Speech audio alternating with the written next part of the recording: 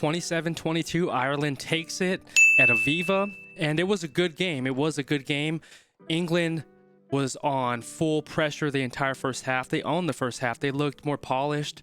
They were together, and Ireland was in shambles for the first half. They just couldn't get anything going and apply the pressure that we're used to seeing from the Irish team. But that completely changed in the second half, where Ireland completely dominated. They put their foot on the gas. They pressured England, and England was playing on their heels. They looked like they were falling apart at times. And I do have to say, which I'll bring up a little bit later, I feel like the refereeing was very poor in this match for reasons that a lot of the line-out penalties that were called against England were pretty soft penalties. I know a couple called against Tadhg just for merely just bumping guys, just nudging him, not enough to put him offline or anything. But I just thought the referee intervention was pretty poor this match. And I want to know your thoughts on that one. But that doesn't take away anything from Ireland. Ireland brought it together at the end and started really applying pressure. I know Jamison Gibson-Park won the player of the match. For me, I had James Lowe being the player of the match, and specifically because of him being able to get open line breaks and then assisting on pretty much all of the tries that happened. And we'll go through the stat breakdown of who scored the tries, but James Lowe had his hand on the ball when all those tries were happening. I think he did a fantastic job of pressuring and being powerful in this match. There was that try that he was a part of where he was on the outside wing. He breaks loose. He keeps his knees driving, like we talk about in reaction videos. Keep pumping those knees and driving forward, and the defender has the potential of falling off, which he did. He was not able to execute the tackle. James Lowe breaks loose, gets the offload, and Ireland scores the try. And that just shows the powerful nature that he has. And he is really great at the high ball. He knows how to contest the ball in the air, and for a lot of the times I see him, he wins the high ball for the majority of the time. And I think Marcus Smith does a great job of high ball contest as well. And so I have to give love to James Lowe, and I have to give love to Marcus Smith. I think he played an exceptional game as well. Just fell short in the end. But Ireland, man, they applied that pressure. They kept the strength, and they ended up wearing England down at the latter part of the match. And I would say the second half, the last 3/4 of the match was all Ireland, and they just wore England's defense down. And there's a play where it was the inside pass where Ireland exposed the English defense. I believe it was Lowe to Gibson-Park. I have the screenshot of it, but you can see that. Like, I just love that high aerial view that they did in this match, where you could see the entire line breakdown on the defensive side. And so you could see where I believe Tadhg had someone marked, and there was 2 marks, but there was that opening gap where I believe it was Gibson-Park that broke through. And I'll look at the play, but it was beautiful to see that aerial view and how Ireland was able to expose that lapse in defense, because it was an open man left that wasn't marked, and they completely, just blew past that line and were able to get the try on that one. So it was a beautiful breakdown and very precise play and strategy by Ireland, getting out of that ruck and scoring that try off of that one. But overall, I think it was a good match. My match of the weekend had to be Scotland and Italy. I think that one was pretty physical on both sides. It was the closest contest of the weekend. And this match here, I think Ireland did what Ireland did. They started to pull away. They started to beat down England, and especially in the second half, they just wore them down and applied that pressure and started putting points together and really exposing the misjudgments that England had. And the ones that I'm thinking of was when Murley had two misjudged balls. So there was that long kick, clearance kick, where Murley missed it on the left end, and the ball bounced into the end zone, and he comes out, and then Ireland gets that 5-meter scrum, eventually scores.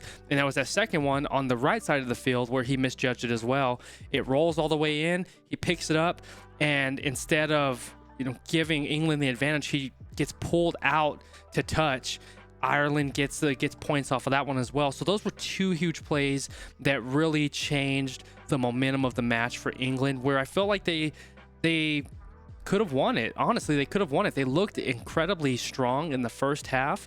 They were applying pressure and they were executing their strategy against Ireland, and Ireland was out of sorts in the first half. It's that, you know, England did not do the same thing in the second half, and those two plays, and it doesn't just come down to those two plays, right? There's this full match of rugby that has to be played, so there's areas that has to be fixed on the entire English side, but those two plays were really huge momentum shifters because it put a strong physical team like Ireland within the 5-meter entry, and they were able to capitalize and get those points. Whereas if those plays did not happen, we may have seen a different swing in points and in outcome. But overall, it was a great match. Ireland did a fantastic job capitalizing on mistakes. They did a great job capturing their identity, using their strength, using their power, and really just dominating England in the second half and winning that match.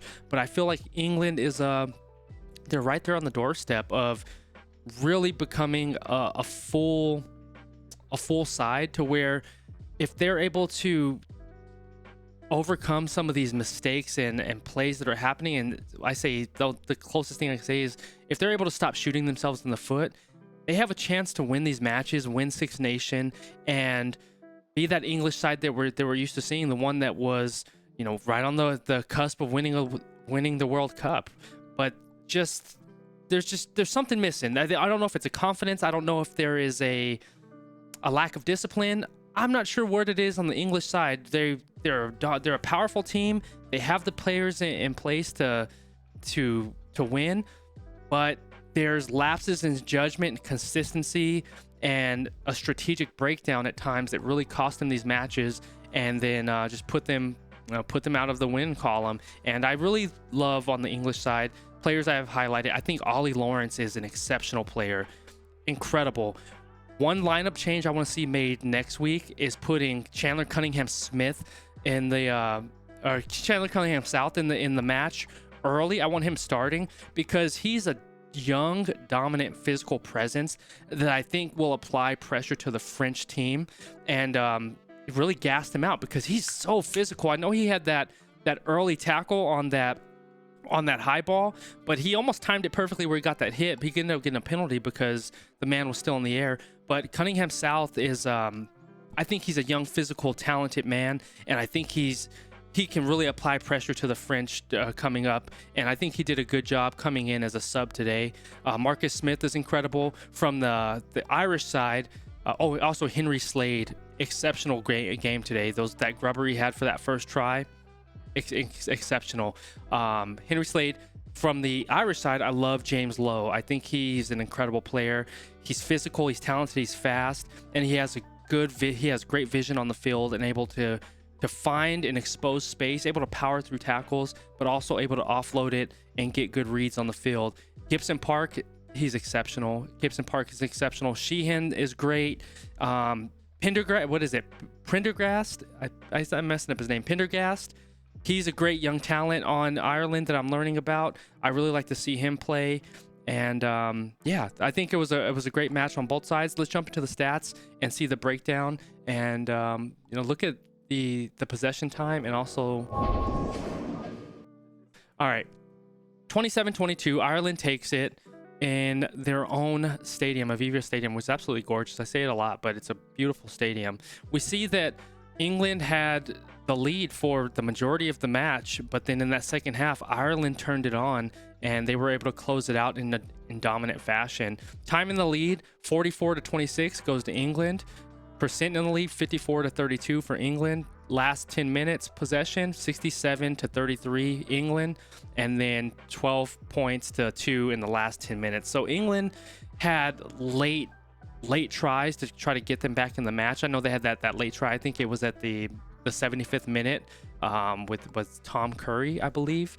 I think I have in my notes, but it was just a little bit too little, too late for them. Or it was Freeman. Excuse me. It was Freeman. Excuse me. I see it right here. But let's go down into the key events. So starting off, we had Murley. scoring early in the match. 8 minutes in, Smith gets the conversion. Smith goes out with a yellow card, and that was the referee interventions that I was talking about. I believe it was a few offsides because they were warning Tadhg that there were offsides happening.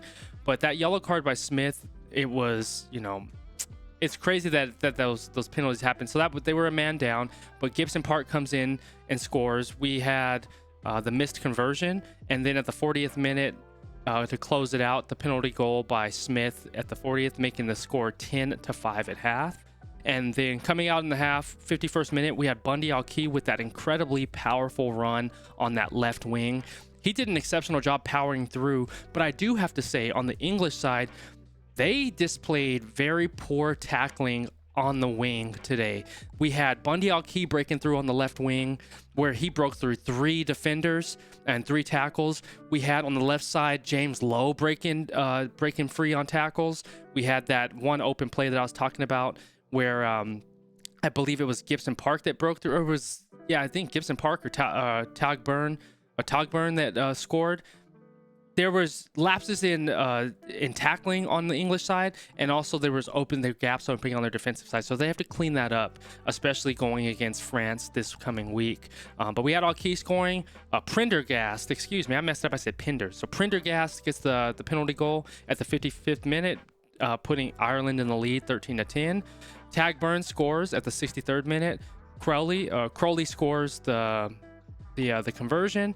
Sheehan scores the 71st minute, 25-10. Qrew scores the conversion. Then at the 75th minute, Qrew scores 27-15. 81st, Freeman scores 27-20, and then Smith gets the conversion at the 81st minute. But it was just too little, too late at that point. And England did. They shot themselves in the foot at the end of the match, and it's crazy to see because I think they were in it. They could have beaten Ireland in this match because Ireland was very.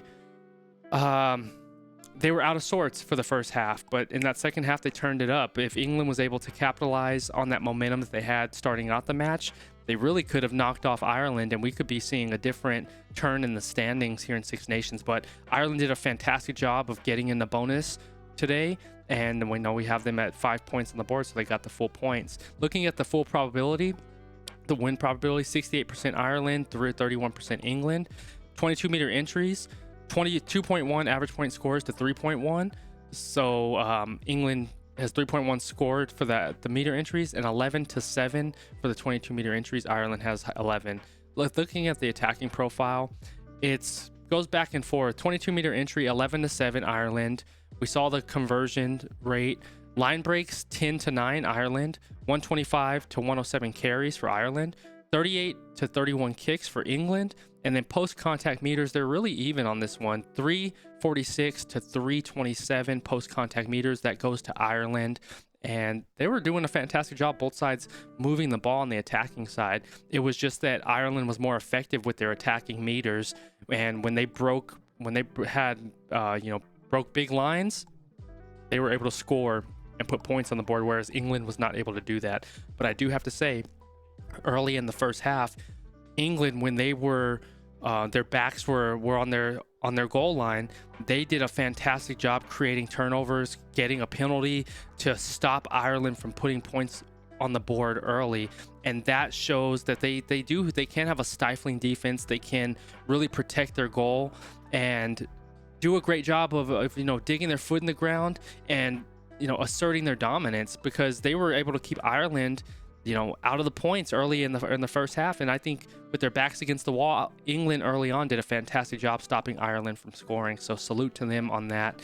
And I think we will see them, hopefully they start putting it together. We can start see them winning some matches. But even just from late last year, there's just a fall off in England where they're not able to completely have a full game.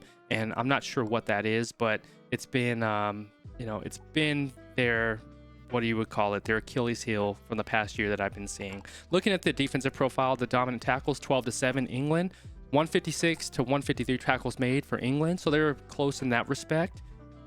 Tackles missed, 33-26. Ireland has that more missed. Turnovers won, 8-5. Tackle turnovers 4-3, tackle offloads 13-5. And it's interesting to see the tackles missed. I really would have thought that England would have had more just from what I was seeing. But yeah, it shows that Ireland had more missed tackles. So, just from the eye test, I felt like I said, England had more missed tackles. Maybe they were just more.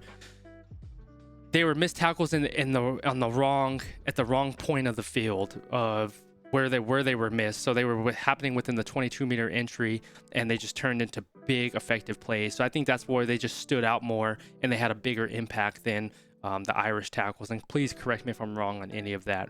Looking at ruck speed, 0 to 3 seconds, 52% Ireland, 42 England, 36-29 in the 3 to 6 second range. Ireland has that. In the 6 second, 28-12, England takes it. Rucks won 90-89.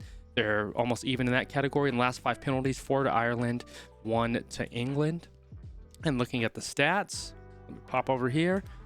We saw 4 tries, so Ireland's in bonus. They get their 5 points to 3. Conversions 2 and 2, drop goals 0, carries 125-107. Ireland 10 line breaks to 9.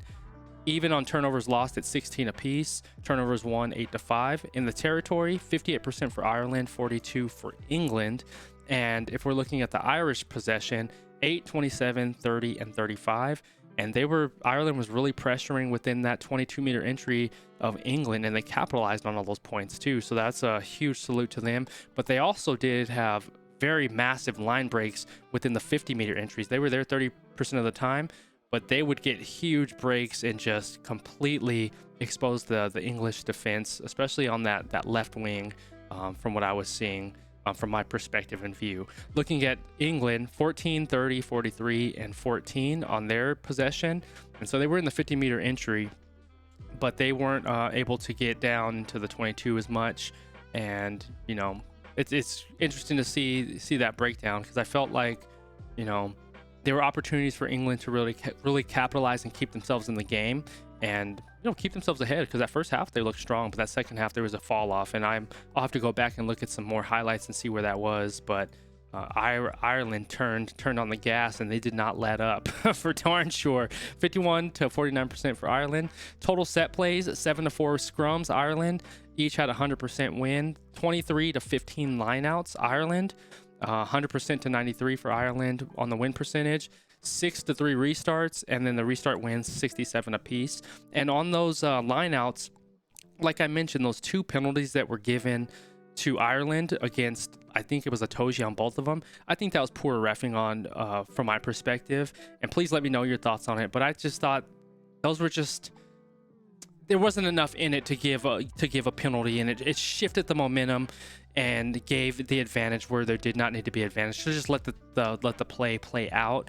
And instead of just giving, just ticky-tack penalties like that, especially in a match at this scale, right, with two great teams going at one another.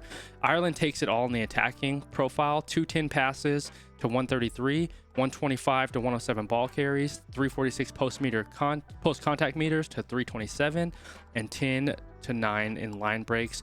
Total turnovers, 8-5. English had more turnovers won, and then 16 apiece for turnovers lost. Total penalties, 11-8.